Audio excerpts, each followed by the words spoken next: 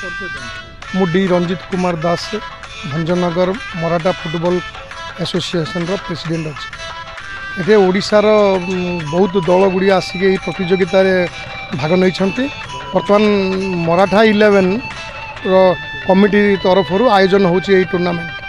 इतिहास प्रथम थर पर प्लॉट लाइट मैच टी आरंभ होगा जाऊँगी 7 साइड।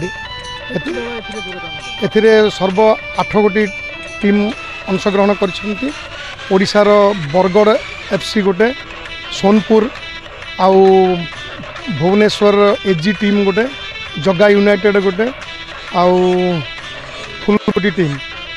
तो आज 15 तारीख 15 डिसेम्बर रु आरंभ हो 22 डिसेम्बर रे फाइनल मैच टी अनुष्ठित होची।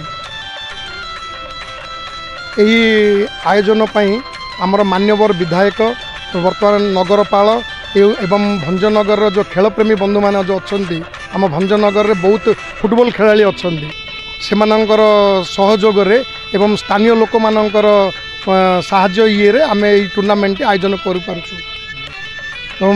आज यही प्रथम दिन मैच रे गुरुआ फुटबॉल एकाडेमी की सूरज एफसी फुलबाणी टीम प्रथम मैच रे ए गुरुआ फुटबॉल एकाडेमी एवं जेडी फुटबॉल एकाडेमी फुलबाणी मध्य संघर्षपूर्ण मैच टी हम।